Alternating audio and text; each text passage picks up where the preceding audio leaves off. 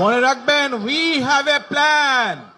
We have a plan for the people and for the country. ইনশাআল্লাহ আমরা সেই plan বাস্তবায়ন করব।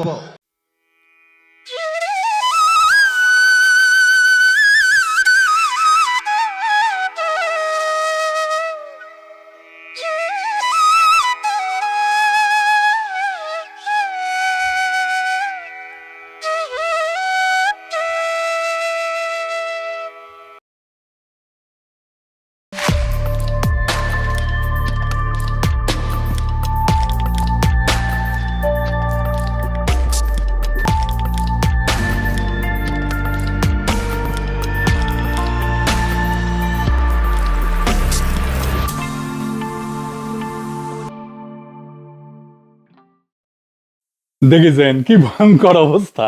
জিন্দগিতে দেখেছেন এই অবস্থা হয়েছে বাংলাদেশে? কখনো দেখেন নাই। পাঙ্গুল্যান্ডের তেল মন্ত্রী টুকু ভাই কইছে কোন গাড়ি কি তেলের অভাবে বন্ধ হয়েছে? কারো গাড়ি কি তেলের অভাবে বন্ধ হয়ে গেছে? আমাদের যে ছুটি ঈদের মধ্যে যে সব দেশের বাড়িতে গেল, কোন বাস কি তেলের অভাবে বন্ধ ছিল? টেনশন তো করলে আমরা তো বসে আছি, আমরা কাজ করতেছি। আমরা আরেকটা জিনিস দেখেন, এইটা সাহেব ছবিটা দেখান, পিছেরটা আগে দেখানো লাগবে। না না, যা ভাবছেন তা না। উনি ইন্ডিয়ার কোন মন্ত্রী না, বাংলাদেশ সরকারের একজন মন্ত্রী।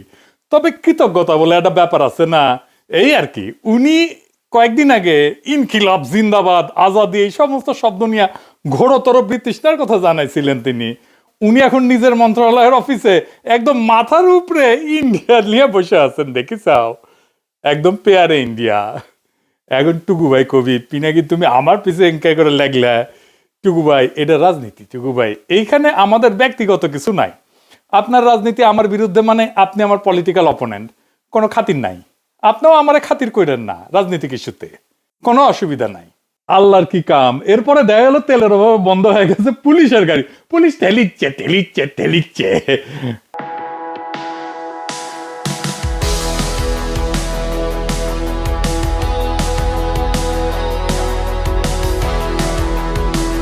দেখেছেন, বিয়ে করতে যাইতেছে, দেখেন ঠেলিচ্ছে গাড়ি। দেখেন রাজবাড়ির পাংশায় বিয়ে করতে এসে বিপাকে পড়লেন বর। আমি বিয়ে করতে যাচ্ছি, তেল নেই, এখন তেলের জন্য ওয়েট করতেছি। এই জায়গায় তেল দেবে, তারপরে এই জায়গাতে আমরা যাবো। তেল দেওয়ার পরে তেল না হলেই আমরা বিয়ে করতে পারতেছি না। বিয়ে করতে গিয়ে পুরো এনার্জি গাড়ি ঠেলতে যদি শেষ দিয়ে ফেলে তাহলে তো মহা বিপদ, তাই না? আর সমঝোতা উজির করছে, কোন পাম্পে গিয়া তেল পেতেছে না, আমার কন আমি ব্যবস্থা করবো। তেল পাচ্ছে না, আমাকে বলেন কোন পাম্পে গিয়ে পর্যাপ্ত তেল পাচ্ছে না? মালিক সমিতির নেতারা এখানে আছেন, বিচ্ছিন্ন ভাবে না, আপনাদের সমিতির নেতারা এখানে আছেন, আমাকে জ্ঞাত করেন, তেল দেওয়ার দায়িত্ব আমার। পাচ্ছেন? হ্যাঁ, ঠিকই কইছে। ইঞ্জিনিয়ারিং করে ক্ষমতার দিকে মনে হয় বেশি তেল জমিছে, তাই ওর আগুন দিলে শুয়ে শুয়ে পড়বি তেল। হ্যাঁ, বুঝি চাও? মির্জা ফখরুল আবার দুঃখ কইয়া কইছে যে বিএনপি যখনই ক্ষমতাতে আসে তখনই একটা করে ঝামেলা আসে। দেখেন, বিএনপির গভর্নমেন্টে যখনই আসে তখনই একটা করে ঝামেলা আসে, এর আগেও দেখা গেছে। এবার তো বড় এসছে আপনার ইরান যুদ্ধ, এই যুদ্ধের ফলে যে আপনার তেলের দাম টাম বেড়ে গিয়ে তো বড় রকমের সমস্যা তৈরি হয়েছে। এরা রাষ্ট্র চালিতে এসছে নাকি শুকু খাইতে এসছে? ইলেকশন করে দেওয়ানা হয়ে গেছিল, তারপরে ইন্ডিয়ার আমেরিকার আশীর্বাদ নিয়ে সিভিল মিলিটারি ব্যুরোক্রেসিকে দিয়ে ইলেকশন ইঞ্জিনিয়ারিং করে ক্ষমতাতে এসেছে। এখন কান্দ কেন বাবা? কাইন্ডা সারা জীবন যাবে। 1 মাসে তো বেড়া ছাড়া করে ফেলিছেন মির্জা সাহেব, আরো হবে বেড়া ছাড়া। কয়ে রাখলাম, লিখে রাখেন। ঝামেলা ছাড়া কোনো রাষ্ট্র আছে? দুনিয়ার কোন সরকার আছে বা ছিল যার এক বা একাধিক ঝামেলা সামলাইতে হয় নাই? সেই জন্যই তো রাষ্ট্রে আসে, ক্ষমতায় আসে। হাসিনারে কোভিড আর তারপরে ইউক্রেনের যুদ্ধ মোকাবেলা করতে হয় নাই। এদের রাষ্ট্র চালানোর কোনো ইচ্ছা নাই। আসছিল ক্ষমতা উপভোগ করতে, সেটা উপভোগ করতে পারিচ্ছে না, তাই তার মহা আফসোস। এর মধ্যে খবর হয়েছে জ্বালানি আমদানিতে অতিরিক্ত খরচ হবে প্রায় $5 বিলিয়ন। হাতে একেবারে হারিকেন বিএনপি রেজিমেন্ট। যাও আরো ইঞ্জিনিয়ারিং করে ক্ষমতা যাও, ওই পাপের প্রাশ্চিত্য করাই নেবে খোদা তালা। এইভাবে কয়ে দিলাম। এরা বুঝেই না সংকট কেন, আর এরাও বুঝে না কেমনে এই সংকটটা কাটানো যাবে। তাহলে এই সংকটটা হলো কেন, এটা আমাদের বোঝা লাগবে, তাই না? তাছাড়া ধূর পাঠাবি আমাদেরকে। আসেন আমরা দেখি সংকট কেন হইল। কারণ বাংলা লুথার কিং এর প্ল্যান আছে। মনে রাখবেন, we have a plan, we have a plan for the people and for the country. ইনশাল্লাহ আমরা সেই প্ল্যান বাস্তবায়ন করব। এই প্ল্যানই এই দুর্ভোগের কারণ। And আমার ক্ষুদ্র ভাতার ভগিনীরা কবে, দাদা আপনি বিএনপি কে দেখতে পারেন না তাই ইনকা করে করছেন। দেখতে পারি না, কথা সত্য, কিন্তু আমি যে বিএনপির সমালোচনাগুলো করি সেগুলো তো হুদাই করি না। আজকের ভিডিও দেখলে বুঝতে পারবেন যে এই জনদুর্ভোগের সবচেয়ে বড় কারণ বাংলার লুথার কিং এর প্ল্যান, বাংলার লুথার কিং নিজে। এখন তারেক রহমানের চাকর বাকররা এসে কইতে পারে এটা কি শুধু বাংলাদেশে হইতেছে, ফ্রান্সে হইতেছে না? ভাবখানা মন ওরা সকাল বিকাল আইফেল টাওয়ারের নিচে বসে নাস্তা করে। জি না, ফ্রান্সে বাংলার লুথার কিং আর বাংলার লুথার কিং এর উজির বাহিনীর মতো ফার্স্ট ক্লাস গেজেটেড ভালচুন মন্ত্রী নাই। তাই ফ্রান্সে এই ঘটনা ঘটে নাই। আসেন দেখে নেই কোন কোন রাষ্ট্রে এই তেল নিয়ে সমস্যা হইতেছে আর কেন হইতেছে। যে যে দেশে ক্রাইসিস হইতেছে সেই দেশগুলোতে বাংলাদেশের মতো একই কারণে ক্রাইসিস হইতেছে। মানে বাংলাদেশ যেই কারণে ক্রাইসিস, সে একই কারণে ক্রাইসিস। প্রথমে শ্রীলঙ্কা, সেখানে সরকার রেশনিং করছে তেলের, তারপর আরো কড়াকড়ি করছে, এমনকি গাড়ির নাম্বার প্লেটের জোর বেজোর সংখ্যার ভিত্তিতে ফুয়েল দেওয়ার নিয়মও করছে। এই জন্যেই লাইন বেরিয়েছে, হাহাকার হয়েছে। বাংলাদেশের মতো পলিসি। তারপরে স্কুল, বিশ্ববিদ্যালয়, সরকারি অফিস বন্ধ রাখার মতো পদক্ষেপও নিছে ফুয়েল বাঁচাইতে, তেল বাঁচাইতে। যদিও আমাদের মতো লাইন না, ছবি দেখেন রয়টার্সের ছবিতে, বুঝেছেন, কিন্তু পলিসি এক। এরপর কেনিয়াতে সমস্যা হচ্ছে, তবে রয়টার্স কইছে মাত্র 20% আউটলেট এটা সমস্যা হয়েছে।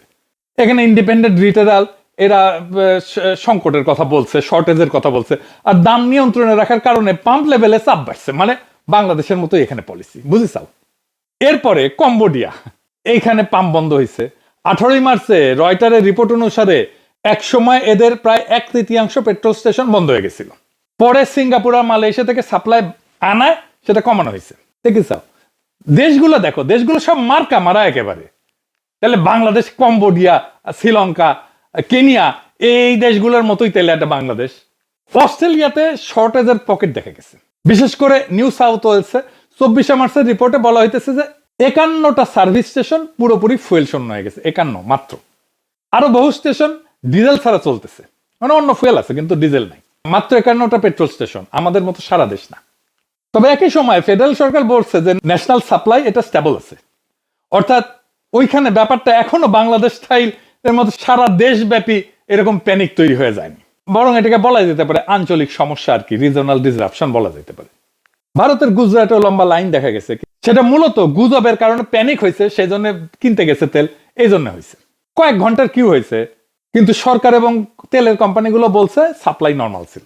তার মানে শ্রীলঙ্কা, কেনিয়া, কম্বোডিয়া, অস্ট্রেলিয়ার কিছু অংশ, এমনকি ভারতের কিছু শহরে তেলের জন্য লাইন দেখা গেছে এবং সাপ্লাইয়ের কিছু ডিসরাপশন হয়েছে।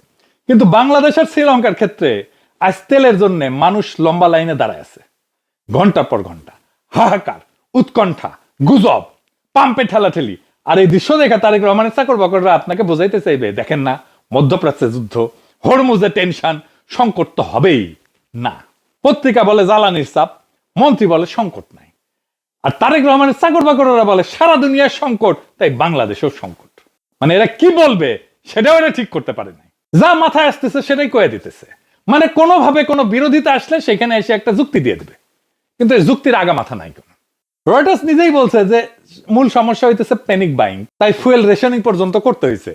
মানে তেল আসা পুরোপুরি বন্ধ হয়ে যায়নি, কিন্তু মানুষ আতঙ্কে বেশি কিনতে ঝাঁপায় পড়ছে। এটা সরকারের কথা, মানে বিএনপি সরকারের কথা, মানে বিএনপি রেজিমের কথা। তাইলে তারেক রহমানের চাকর বাকররা কেন বলে সংকট হবেই? মানে এরা কোনোভাবে এই রেজিমের কোনো ক্রিটিসিজম করতে দেবে না, অথবা এদের মন্ত্রী যেটা বলতেছে সেটাও তারা শুনে না। যেভাবেই হোক সমালোচনা বন্ধ করতে হবে। আমি কিছু লিখলে একদম ঝাঁপে পড়ে আসে কমন বক্সে। এই জন্যই বলি এরা চাকর বাকর, এরা রাজনীতি করতে আসে নাই। যুদ্ধ মধ্যপ্রাচ্যে, এখন প্রশ্ন হইল বাংলাদেশ কি শুধু মধ্যপ্রাচ্য থেকে তেল আনে? না। তাইলে মধ্যপ্রাচ্যের সমস্যা হলে কেন বাংলাদেশে সংকট হবে? আমারে বুঝান। আমাদের বাংলাদেশের পুরা তেলের ব্যবস্থাপনাটা বুঝে দেখতে হবে। তাইলে আমরা বুঝবো কোথায় এই সমস্যা। আর এই রেজিমের চাকর বাকরেরা আমাদেরকে দূর পাঠাইতেছে। তাহলে প্রথমে আমরা বুঝে নিই কই কই থেকে আমাদের তেল আসে। বাংলাদেশে ক্রুড অয়েল বা যেটাকে অপরিশোধিত তেল বলে, তার মধ্যে রিফাইনারি আছে, সেখানে রিফাইনারিতে যায়, মানে পরিশোধন করে ব্যবহার করা লাগে। তার বড় অংশ আসে সৌদি আরব থেকে, ইউনাইটেড আরব আমিরাত থেকে, ইরাক থেকে, মোট 63%। কিন্তু রিফাইন্ড ফুয়েল যেমন ডিজেল, পেট্রোল, ফার্নেস অয়েল, সেগুলো বড় অংশ আসে সিঙ্গাপুর, মালয়েশিয়া, ভারত থেকে। 45% আসে সিঙ্গাপুর থেকে, আর 22% আসে মালয়েশিয়া থেকে। মূলত আসতেছে তো সিঙ্গাপুর আর মালয়েশিয়া থেকে আর ইন্ডিয়া থেকে। ভারত কিন্তু তেল উৎপাদন করে না, সিঙ্গাপুরও করে না, কিন্তু এদের রিফাইনারি আছে, সেখানে অপরিশোধিত তেল আসে, পরিশোধন করে সারা দুনিয়ায় বেচে। ফার্নেস অয়েল মানে যা দিয়ে বিদ্যুৎ কেন্দ্র চলে, কারখানায় যায়, মানে এটা ভারী তেল আর কি, তার 57% আসে সিঙ্গাপুর থেকে, আর 39% আসে মালয়েশিয়া থেকে। শুধুমাত্র সিএনজি আসতো মূলত মধ্যপ্রাচ্য থেকে। সিএনজিতে সমস্যা হচ্ছে না, সমস্যা হচ্ছে গাড়ির তেলে, পেট্রোল আর অকটেনে। আজব ব্যাপার, পেট্রোল আর অকটেন তো বাংলাদেশের যা চাহিদা তা বাংলাদেশে উৎপাদিত হয়, কোনোভাবে হিসাব মেলে না তো। পেট্রোল অকটেন তো আর আমদানি করতে হয় না। তাইলে দেখেন বাংলাদেশ তো শুধু সৌদি আরব থেকে আনতেছে না, নানা জায়গা থেকে সোর্সিং করতেছে। আর যেখানে যেই তেলের জন্য লাইন, সেই তেল তো মধ্যপ্রাচ্যের উপরে নির্ভরশীলই না। এবার বুঝেছেন তো আমি কেন তারেক রহমানের চাকর বাকরদের মূর্খ সোদা বলি? এদের না আছে কোনো কাজ, না আছে বুঝার ক্ষমতা, না আছে আর্গুমেন্ট তৈরির ক্ষমতা। তাইলে সমস্যা কোথায়? কেন বিএনপি এভাবে মাখায় ফেললো? সমস্যা সিস্টেমে। তেলের সোর্সিং ডাইভার্সিফাই করছে, কিন্তু সিস্টেম ডাইভার্সিফাইড না। এটার মানে কি? এটা বুঝা কই, মানে তেলের সরবরাহ রাষ্ট্রীয় প্রতিষ্ঠানের মনোপলি, একচেটিয়া রাষ্ট্রীয় প্রতিষ্ঠান করে। সেই কারণে সোর্স থাকা, মজুদ থাকা আর বাজারে জিনিস পৌঁছানো এক কথা না। বাজারে বাংলাদেশের ফুয়েল সেক্টরে সরকারি monopoly, centralized import, fixed retail pricing আর স্লো ডিস্ট্রিবিউশন, এই একসাথে মিলে এমন একটা ভয়ানক ভঙ্গুর ইনএফিশিয়েন্ট স্ট্রাকচার বানাইছে। রয়টার বলতেছে যে তেলের দাম বাড়তেছে সারা দুনিয়ায়, কিন্তু সরকার ফুয়েলের প্রাইস বাড়াবে না। একই সঙ্গে অতিরিক্ত অর্থের ব্যবস্থা করার চেষ্টা করতেছে ইম্পোর্ট চালু রাখতে। এখানে ইকোনমিক্সের একটা সবচেয়ে নির্মম, সবচেয়ে অপছন্দের কথাটা বলি। জিনিসের অভাব যদি দামের মধ্যে না দেখা যায়, রিফ্লেক্টেড হইতে হয়। জিনিস যখন অভাব হবে তখন থাকবে না একটা জিনিস, সেই জিনিসের দামের মধ্যে রিফ্লেক্টেড হইতে হবে। মানে সাপ্লাই যদি কম হয় তাহলে দাম বাড়াইতে হবে। মার্কেট ইকোনমির বেসিক এটাই। যদি অভাব ঘটে জিনিসের, তার দাম যদি বাড়তে না দেয় তাহলে ঘাটতি উদা হয় না, ঘাটতি লাইনে জমা হয়। সাপ্লাই কম থাকলে দাম বাড়তে দিতে হবে, এটাই সায়েন্স, এটাই ইকোনমিক্স। বিএনপি নাকি মুক্তবাজার অর্থনীতি করে, তো মুক্তবাজারে কি প্রাইস কন্ট্রোল আছে নাকি রে বালশুন? প্রত্যেকটা জিনিসের দামের মধ্যে তার প্রাচুর্য বা ক্রাইসিস দুটোকে রিফ্লেক্ট করতে হবে। সরবরাহ বাড়লে দাম কমতে দিতে হবে, আর বাড়লে দাম বাড়তে দিতে হবে, এটাই মুক্তবাজার অর্থনীতি। দাম যদি বাস্তবের অভাব এটাকে রিফ্লেক্ট করতে না পারে, তাহলে অভাব লাইনে দাঁড়াবে, দম আটকে রাখবেন, কিন্তু ডিমান্ড হঠাৎ করে বেড়ে যাবে। মানুষ ভাববে আজকে না নিলে কাল পাবো তো, তারপরে সে প্রয়োজনের চেয়ে বেশি কিনতে চাইবে, তারপরে কি হবে? শর্টেজ হবে, লাইন হবে, প্যানিক হবে। সরকার বলবে অসাধু ব্যবসায়ী। আমাদের একটা ধারণা আছে, অসাধু ব্যবসায়ী সিন্ডিকেট বানায়, দাম বাড়ায় দেয়, গোয়েন স্টক করে, মজুদ করে দাম বাড়ায়। আমাদের তো সিবিবি শিখাইছিল মজুদদারি আর মুনাফা খাওয়া দুটাই খুব খারাপ। আমরা স্লোগান দিছি কলে মজুদদার মুনাফাখোর ধ্বংস হোক, নিপাত যাক। ক্যাপিটালিজম চলবে ইনভেন্টরি বা মজুদ, আর মুনাফা বা প্রফিট ছাড়া চলবে? আরে বাবা, তোর ফাদারল্যান্ড সোভিয়েত ইউনিয়নে তো মজুদদারি মুনাফা ছিল না। তেল আসার যে সংকট, তেল আসবে না, তেল দেব না, তেল যাইতে দেব না, এরকম সংকট কি পৃথিবীতে এই প্রথম হইলো? আগেও হয়েছে। সেই এমবার্গোর ঘটনাগুলো একটু দেখি। 1973 সালে অক্টোবর মাসে মিশর আর সিরিয়া ইসরায়েলের সাথে যুদ্ধ শুরু করে। 67 সালে যুদ্ধে যে কিছু ভূখণ্ড হারাইছিল, সেই ভূখণ্ড ফেরত পাওয়ার লক্ষ্য নিয়ে যুদ্ধের সময় আমেরিকা ইসরায়েলকে বড় আকারের সামরিক সহায়তা দেয়, এবং এই মার্কিন সহায়তার প্রতিক্রিয়াতে আরব দেশের তেল উৎপাদকরা আমেরিকা এবং কিছু পশ্চিম ইউরোপের দেশের বিরুদ্ধে তেল রপ্তানি বন্ধ করে দেয়।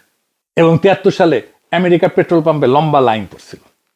এইরকম মানুষ গাড়িতে তেল ভরার জন্য অনেকক্ষণ দাঁড়ায় থাকতো, অনেক পাম্পে তেল শেষ হয়ে যেত, কোথাও কোথাও পাম্প বন্ধও থাকতো।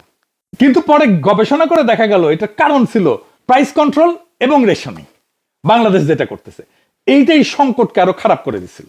যুদ্ধের একটা শখ ছিল, কিন্তু পলিসি এই দীর্ঘ লাইনের জন্য দায়ী ছিল। এবার আসি আরো বড় একটা নাটকীয় ঐতিহাসিক উদাহরণ। পশ্চিম জার্মানি 1948 সালে যুদ্ধ শেষ, ধ্বংসস্তূপ, দোকানে পণ্য নাই, রেশনিং হয়, প্রাইস কন্ট্রোল আছে, মানুষ বার্টার করতেছে। বার্টার মানে বুঝেন তো, জানেন নিশ্চয়ই, তাও আবার বলি, বার্টার মানে মানুষ টাকা দিয়ে স্বাভাবিকভাবে জিনিস কিনতে পারতেছিল না, তাই জিনিসের বদলে জিনিস বিনিময়ে, মানে অনেক আগে যেটা হইতো যেমন ডিমের বদলে রুটি, সিগারেটের বদলে মাখন, কাপড়ের বদলে আলু, এটাই বাটার।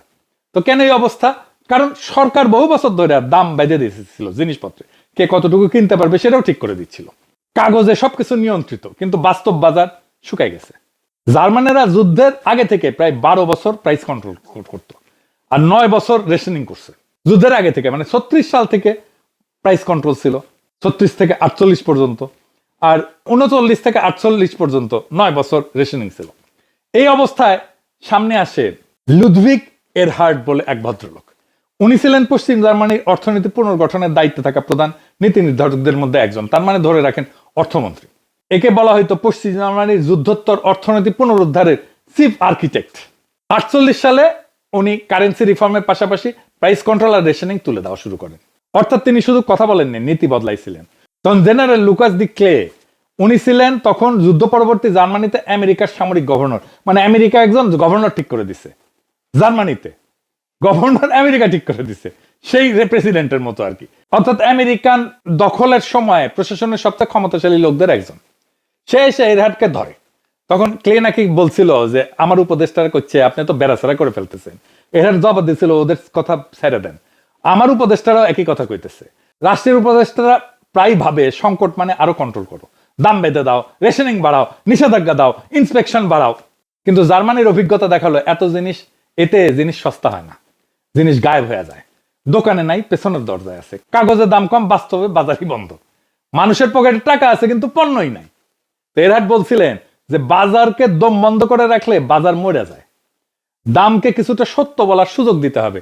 ওই যে দামের মধ্যে চাহিদার রিফ্লেকশন থাকতে হবে, চাহিদার প্রতিচ্ছবি থাকতে হবে, অভাবের প্রতিচ্ছবি থাকতে হবে, যে এই জিনিসটা, এই পণ্যটা কি এটা পর্যাপ্ত আছে। যদি পর্যাপ্ত না থাকে তাহলে দাম বাড়াইতে হবে, যদি প্রচুর পর্যাপ্ত থাকে তাহলে দাম কমাইতে হবে। এমনি মার্কেটে ঠিক করে ফেলবে। তারপরে কি হইলো, এই পলিসির পরে সত্যি কয়েক মাসের মধ্যে জার্মানিতে দোকানে জিনিস ফিরতে শুরু করলো, মানুষ কাজে ফিরলো, উৎপাদন বাড়লো। এরপরে শুরু হলো জার্মান ইকোনমিক মিরাকল। বাজারের যেটা বেসিক সিগন্যাল, এটা বন্ধ করা যায় না। এটা সরকার করে, বাংলাদেশে সব সময় করে, কমিউনিস্ট কুরকুরানি। এইটা করলে ইকোনমি আন্ডারগ্রাউন্ড হয়ে যায়, মানুষ সিস্টেমের উপর বিশ্বাস হারায় ফেলে। তারপরে পশ্চিম জার্মানির অর্থনীতি বিদ্যুৎ চমকের মতো আগায় যাওয়া শুরু করে। তার মানে এই যে মিথ্যা নিয়ন্ত্রণের চাদর একটু সরাইতেই বাজার আবার জায়গা উঠতে শুরু করে। বাজারকে জাগতে দিতে হয়, এটা বাজারের শক্তি। এখন এই শিক্ষা বাংলাদেশে অ্যাপ্লাই করেন। বাংলাদেশের সরকার কি করতেছে? একদিকে সাপ্লাই রিস্ক আছে, খুব বেশি না, সামান্য। আর একদিকে মানুষ প্যানিক করতেছে।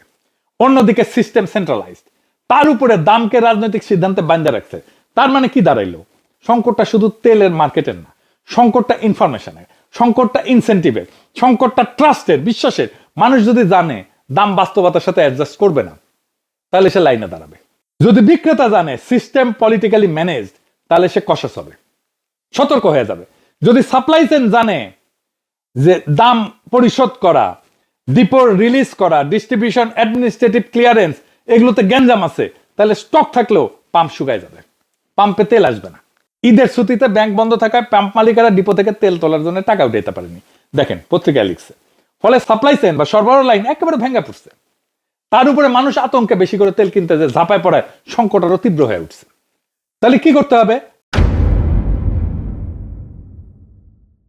1 নাম্বার, রাষ্ট্রের একচেটিয়া দখল তেলের উপরে ভাঙতে হবে, রাষ্ট্রের মনোপলি ভাঙতে হবে। তেলের বাজারে একটাই ক্রেতা, একটাই আমদানিকারক, একটাই নিয়ন্ত্রক, একটাই দাম নির্ধারক, আর শেষে দেখা গেল একটাই ব্যর্থতা সারা দেশে ছড়ায় পড়ছে।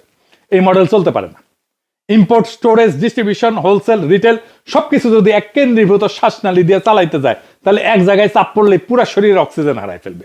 তেলের বাজারে প্রাইভেট পার্টিসিপেশন আসতে হবে, মাল্টিপল ইম্পোর্ট চ্যানেল খুলতে হবে, কম্পিটিটিভ স্টোরেজ করতে হবে, আর ডিসেন্ট্রালাইজ ডিস্ট্রিবিউশন আনতেই হবে। মনোপলি এফিসিয়েন্সি আনে না, এইটা মনোপলি আনে ভঙ্গুরতা, ভেঙে যায়। 2 নাম্বার, দামের মধ্যে, জিনিসের তেলের দামের মধ্যে সত্য ফিরায় আনতে হবে। তেলের সাপ্লাই যদি কম থাকে দাম বাড়তে দিতে হবে ফ্রিলি, যদি সাপ্লাই বেশি থাকে দাম কমতে দিতে হবে ফ্রিলি। দাম যদি বাস্তবতার কথা না বলে তাহলে মানুষ গুজবই শুনবে। দামের মধ্যে যদি অভাব, স্কারসিটি এটা রিফ্লেক্ট না করে, তাহলে স্কারসিটি লাইন হয়ে দেখা দিবে। এটা বুঝতে তো কষ্ট হওয়ার কথা না। সরকার যদি রাজনৈতিক জনপ্রিয়তার জন্য দাম চেপে রাখে, তাহলে বাজার তার প্রতিশোধ নেয় পাম্পের সামনে। তাই এই প্রাইস কন্ট্রোল বাদ দিতে হবে, সরকার থেকেই বাদ দিতে হবে, দামকে অ্যাডজাস্ট করতে দিতে হবে। গরিবের জন্য টার্গেটেড সাবসিডি দেন, পাবলিক ট্রান্সপোর্টে সাপোর্ট দেন, কৃষিতে সহায়তা দেন, কিন্তু সবার জন্য মিথ্যা সস্তা দামের নাটক কইরা বাজারকে অন্ধ বানায় না। কারণ ইকোনমিতে মিথ্যা দাম শেষ পর্যন্ত সত্যিকারের শর্টেজ তৈরি করছে ওইটা। তেলের দাম না বাড়ায় এরকম যে লাইনে দাঁড় করে রাখতেছে, তাতে তো খরচা বাড়তেছে। এই যে দেখেন পাঠাওয়ের ড্রাইভার কি বলে। আমি একজন সাধারণ পাঠাও চালক, যে 10টা থেকে এখন 4টা বাজে, এখনও যাইতে তেলের কাছে পৌঁছাইতে আরও 2 ঘন্টা বেশি সময় লাগবে। তাহলে এই যে আমার সারাদিন তেলের বিশেষ ছুটতে হতেছে। এরকম যদি সরকার যদি একটু পদক্ষেপ নেয় সবার জন্য ভালো হয়। এরকম হলে তো আমরা না খাইতে খাইতে মারা যাবো, যে অবস্থা দেখা যাচ্ছে। শুনেছেন? তার মানে পাঠাওয়ের ড্রাইভারের 4 ঘন্টায় যে আয় হইতো সেটা তো লস হইতেছে পাঠাও ড্রাইভারের, তাই না? দাম না বাড়ে লাভ হইল কি? কারোই কোনো লাভ হইল কি? 3 নাম্বার, সরবরাহ ব্যবস্থাকে যুদ্ধকালীন তৎপরতায় পুনর্গঠন করতে হবে। তেল কেনা হয়েছে কিনা, জাহাজ আসছে কিনা, এটা শেষ কথা না। আসল কথা হইলো টাকা ছাড়া হইলো কিনা, ব্যাংকিং উইন্ডো খোলা ছিল কিনা, ডিপো রিলিজ হইলো কিনা, ট্রাক মুভমেন্ট আটকাইলো কিনা, পাম্পের টাইমলি ডেলিভারি পাইলো কিনা। বাংলাদেশের সবচেয়ে বড় অংশ কিন্তু পাম্পে না, কাগজে। আমলাতান্ত্রিক জটিলতায়, ডিপোতে না, ফাইলে। তেলের ট্যাঙ্কারে না, এটা সচিবালয়ে, এটা অফিসে। এইখানে ইমার্জেন্সি প্রোটোকল লাগবে। ব্যাংকে হলিডে হয়েছে কি হয়েছে, তাহলে ফুয়েলের পেমেন্ট চলতে হবে। ডিপো 24 ঘন্টা চলতে হবে 7 দিন। ট্রান্সপোর্টের ক্লিয়ারেন্স ফাস্ট ট্র্যাক হবে। Real time stock dashboard public করতে হবে, দেখতে পাবে পাবলিক যে কোথায় কত স্টক আছে। মানুষ যদি দেখে তেল কোথায় আছে, কত আছে, কবে ছাড় হবে, প্যানিক কমবে, অন্ধকারে গুজব জন্মায়। 4 নাম্বার, সরকারকে প্রোপাগান্ডা না, ইনফরমেশন দিতে হবে। মন্ত্রী এক কথা বলবে, পত্রিকার এক কথা বলবে, দলীয় চাকর বাকর আর এক কথা বলবে, এইভাবে ট্রাস্ট ফেরত আসে না। সংকটের সময় যারা বিরোধিতা করতেছে সরকারের, যারা ক্রিটিক করতেছে, তাদের এসে গালাগালি করতেছে, তাতে হবে না, সমস্যার সমাধান হবে না। প্রত্যেক দিন বলতে হবে কত স্টক আছে, কতদিন চলবে, কোথায় বটলনেক আছে, কি কারেক্টিভ অ্যাকশন নেওয়া হয়েছে। মানুষ প্যানিক করে শুধু অভাবে না, অবিশ্বাসেও করে। বিশ্বাসের ট্রাস্ট এটা কোলাপস হলেই কিউ শুরু হয়। আর এই সোর্স ডাইভার্সিফিকেশন তেলের, এটাকে শুধু স্লোগান না, এটাকে অপারেশনাল স্ট্র্যাটেজি বানাইতে হবে। শুধু এইটা বললে হবে না যে আমরা মিডল ইস্টের বাইরে সোর্স করতেছি। প্রশ্ন হইলো আপনার অল্টারনেটিভ, আপনার বিকল্প স্ট্র্যাটেজি তৈরি আছে কিনা। বিএনপির ইস্তেহারে বলছে সে রিফাইনারি বানাবে, নতুন রিফাইনারি, সেটার কাজ শুরু করতে হবে। কারণ এরকম সমস্যা আবার আসবে। এই 5টা কাজ না করলে কি হবে? তেলের লাইন হবে, আজ তেলের লাইন হবে, কাল গ্যাসের লাইন হবে, পরশু বিদ্যুতের লাইন হবে, তারপরে ডলারের লাইন হবে। কারণ সমস্যাটা কোনো একক পণ্য না, সমস্যাটা সেই রাষ্ট্রে যেভাবে কমান্ড দিয়ে আদেশ কইরা একটা বস্তুর, একটা পণ্যের অভাবকে মুছে দেওয়া যায়, কন্ট্রোল দিয়া, নিয়ন্ত্রণ দিয়া বাজার চালানো যায়, আর ডিনায়াল দিয়া প্যানিক থামানো যায়। যায় না, না যায় না। রাষ্ট্র যদি বাজারের জায়গায় মিথ্যা বসায়, তাহলে জনগণকে শেষ পর্যন্ত লাইনে দাঁড়ায় সত্য শিখতে হয়। আজ তেলের লাইন দেখে যারা বলে যুদ্ধ চলতেছে, এ তো হবেই, তারা আসলে আপনাকে অর্ধ সত্য শোনাচ্ছে। যুদ্ধ যে শক দিছে সেটা ঠিক, কিন্তু এই লাইন বানাইছে রাষ্ট্রের মিথ্যা, বাজারের উপরে জবরদস্তি আর প্রশাসনের অযোগ্যতা। যুদ্ধ থামলেও এই রাষ্ট্রীয় বোকামি না থামলে লাইন থামবে না। আজ তেল, কাল গ্যাস, পরশু বিদ্যুৎ। কারণ সংকট তো পণ্যে না, সংকট শাসকের বুদ্ধিতে। ফার্স্ট ক্লাস গেজেটেড বালচুনদের হাতে রাষ্ট্র তুলে দেওয়ার পরিণতি এইটাই। আমি যা যা রিকমেন্ড করলাম, এইটা না করলে এই লাইন চলতে থাকবে, আরো বাড়বে। দুর্ভাগ্যজনকভাবে আমরা সবসময় মূর্খ, লোভী আর অপদার্থদের দিয়ে শাসিত হই। আফসোস। অনেকে বলে দাদা আমরা কি এইভাবে বারে বারে জিততে জিততে হাইরে যাব? আমি আসলে জানি না। হয়তো আমার জীবদ্দশায় আজাদি আসবে না, হয়তো আমাদের মৃত্যুর পরেও পূরণ হবে না অনেক দিন এই স্বপ্ন, কিন্তু আজাদির স্বপ্ন জিন্দা থাকবে। মনের ভেতরে আজাদির আকাঙ্ক্ষারে বাঁচায় রেখেন। আপনার সন্তান তার সন্তানদের মধ্যে সঞ্চারিত করে যায় এই আজাদির আগুন। বুকের ভেতরে আজাদির আগুন রে কখনোই নিভে যাইতে দিয়েন না। আজাদি জিন্দাবাদ, ইনকিলাব জিন্দাবাদ।